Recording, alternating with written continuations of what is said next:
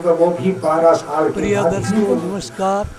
मैं लेकिन आज जो संत पुरुष आपको होते हैं, भगवत के माध्यम जो से भगवान के भक्त कुछ होते ज्ञान हैं, की बातें जिनके सुनाने जा ऊपर रहा मेरे हूँ। राम की कृपा आप ध्यान होती, से सुनिए। उनके लिए 24 घंटे कुंभ ही लगा रहता है, उनके लिए कुंभ ही चला हुआ है। धन्य है वह श्रोता परीक्षित जिन्होंने भागवत की शरण में आकर के श्री भगवान की कथा को श्रवण किया। क्योंकि आज देख रहे हैं कि इस मंडप के बीच में कितनी मूर्तियां बैठ रही हैं, लेकिन आने वाले जो है 3 दिन के बाद एक समय आएगा, वही जो है वही रह जाएंगे, बाकी सब अपने जो है चल जाएंगे। और एक समय आप इन बातों को सुनिए और इनके ऊपर हम आचरण आपकी भी सभा करें। में नहीं होंगे, आप विराजमान होंगे, लेकिन एक दिन ऐसा होगा आप भी नहीं होंगे, हम भी नहीं। फिर क्या होगा? पृथ्वी भी नहीं होगी, आकाश भी नहीं होगा, सृष्टि भी नहीं होगी, और हर वस्तु जो है ओंकार बिंदु शून्य के बीच में लीन हो जाए। अंधकार, सर्वत्र अंधकार, और जिसमें सर्वत्र अंधकार छाएगा तो शिव शक्ति को साथ लेकर के क्षमतावान कहलाएंगे। शिव बिना शक्ति अधूरी है। उनके तेज से एक क्षेत्र का निर्माण होता है जिसका नाम आनंद वन रखा जाता है। आनंद वन का कार्य भगवान शंकर शक्ति की माया से किसी को सौंपना चाहते हैं तो शिव शक्ति के तेज से एक पुरुष का प्रादुर्भाव होता है जो विष्णु के नाम से जाना जाता है, और फिर शक्ति की माया से नारायण तपस्या के बीच में तल्लीन होते हैं, जिनके रोमों से जल जो है प्रकट होता है। जल का है भगवान। नारा शब्द जो है ये जल का है और अयन भगवान है। अब एक समय ऐसा भी था हमारी भारतीय संस्कृति के बीच में, आज से 10 साल पहले का, क्योंकि हमारी जो प्राचीन धरोहर है, जो प्राचीन संस्कृति है, हम उस सब को जो है पीछे हटा रहे हैं। लेकिन ये निश्चित मानना प्यारे कि जब जब भी सृष्टि के बीच में प्रकृति से छेड़छाड़ हुई, जब सृष्टि के बीच में जो है जीवों के द्वारा छेड़छाड़ होती है, प्रकृति के नियम को बदलने लगते हैं, तो महाप्रलय गर्ज जाता है। भगवान के रोमों से प्रकट हुआ और नारायण जल के ऊपर शयन करके तप करने लगे, जिस कारण से उनके नाभि से कमल छूटा और 5 मुख को धारण किए हुए ब्रह्मा जी प्रकट हुए।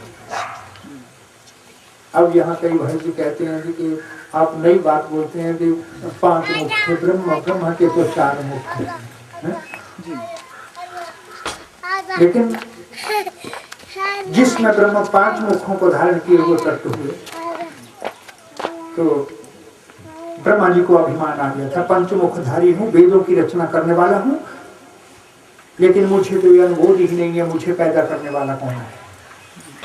उनके बीच में आ गए तो उन्होंने कहा था कि नारायण, इस संसार के बीच में तुम जो हो मेरे पुत्र हो। विष्णु भगवान को कहा।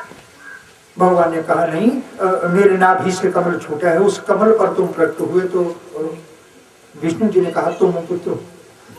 विषाद फैल गया। अब भगवान शंकर जी जो थे स्तंभ रूप में प्रकट हुए और केवल इतना ही इशारत है कि आदि अनादि का पता करो, और जो इस चीज को ढूंढ लेगा वो इस संसार में पितामह कहलाएगा।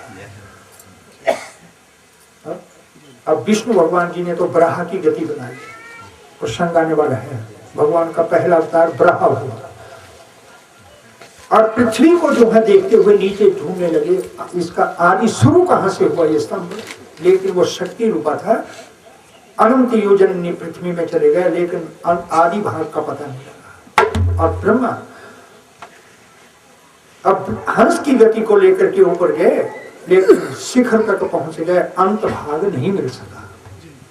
और ब्रह्मा जी को एक ख्याल आ गया कि इस विपत्ति में अगर मैं झूठ बोल दूं और पिता बनने का सौभाग्य मिल जाए तो झूठ बोलना भी पाप नहीं है। अब देखते हैं चार किनारे जो है, देखा तो एक केतक सफेद रंग का जो है केसु ये खिला है, और ब्रह्मा ने विनय किया कि हे केशव, अगर तुम मेरी गवाही दे दो तो मुझे संसार में अराजकता मिल जाएगी, क्योंकि इस दुनिया के बीच में संसार में आकर के भैया जी कोई धन के लिए, कोई वस्त्राभूषण के लिए, क्योंकि जब कोई वस्तु उपलब्ध हो जाती तो संसार को जरूर दिखाते हैं मेरे पास ना। अब केतकी ने भी ये कह दिया कि ठीक है इतना तो मैं कह दूंगी, लेकिन ऐसा लगता है कि ये काम बनने वाला नहीं है।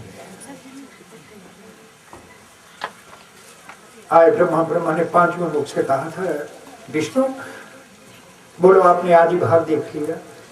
उन्होंने कहा ना, क्योंकि सत्य समान कोई तप नहीं, असत्य सम नहीं जग में पाप। कहने लगे मैंने आदि भाग नहीं देखा। बोला तो मैंने अंत भाग देखा। प्रमाण ये केतक जो है सामने खड़ा है। नारायण ने मन में विचार किया, जिसमें केतक ने कहा कि हाँ इन्होंने जो है अंत भाग को देखा है, तो भगवान नारायण ने नम्रता को दिखाते हुए एक पल के बीच में साष्टांग यानी कि प्रणाम करने को तैयार हुए, लेकिन वो स्तंभ जो था उसमें छिन्नमूल हुआ। और जैसे ही छिन्नमूल हुआ तो तीन ज्वालाएं जो है, तीन प्रारूप जो है उस स्तंभ से प्रकट हुए। अब जिसमें तीन ज्वालाएं तीव्र रूप के बीच में निकली और वो गगन पथ के ऊपर जो है स्थित हो गई। और उपमा अकार उकर और आत्मभूमि। भगवान शंकर जी ने कहा, ब्रह्मा पांच मुखों को धारण किए हुए और इस संसार में अराजकता को पाने के लिए आपने असत्य का भाषण किया। अरे लानत है ऐसे ब्रह्मा के लिए जो वेदों का ज्ञाता होते हुए मुख से झूठ कहे। रुद्र भगवान जी को कोप आया, और जैसे कोप आया न भुक्तस्थं कर्मं कृतः कल्पं कोटि सतय विवाह। जीवन में ध्यान रखना देवी, और चाहे हम किस हाल में भी कोई कर्म करें, लेकिन हाँ उस कर्म का दंड जो है भोगने के लिए संसार के बीच में समय समय के ऊपर वो सामने खड़ा हो जाएगा। कर लगाना कितना भी जो है जाकर के योगी हो, कितना तपस्वी, जिसमें अयन मुखमंडल के ऊपर प्रवेश करना तो मुख जो है खुला।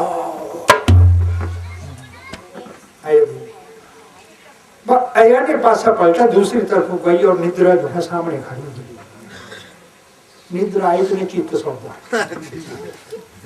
आई तो बोले जी बोले मन बैरी अपना, दूजे बीच शैतान, तीजे बैरन स्त्री जो तोड़े पति का मान, चौथे बैरी तिहिया पुत्र जो मंगे पहन खान, पंजवा बैरी हुस्न दे रखे अठ पहर गलतान, छेवा बैरी धन है सजनों जिसते नजर चढ़ जांदियां आसमान, सतवां बैरी काल है लोगों जिसने सिर पर खोली दुकान, तो इतने बैरी होंगे सजनों की बन कल्याण। देखिए इस कलियुग के बीच में माया भी झमेले में फंस करके एक पल का फुर्सत भी नहीं मिल रहा। किस काम के लिए? बुरा करने के लिए क्या मिलना जी टाइम, अनाथनाद करने के लिए कलयुग की प्रसिद्धियां, झटपट धन भी मिल जाएगा, सब कुछ होना है। पर इतनी भगवान से विनती करना कि प्रभु 24 घंटे के बीच में कुछ पल का समय ऐसा देना कि तेरे चरणों के साथ प्रेम लग जाए। आदित्य जी को मंत्र का जाप करने की आज्ञा हो गई, लेकिन कैसा करना? मन से उस मंत्र का जाप करना है। महामंत्र है ओम नमो भगवते वासुदेवाय। क्या मंत्र बोला? पीछे बैठी मुनि जरा बोलना, मुनि सब बोलो।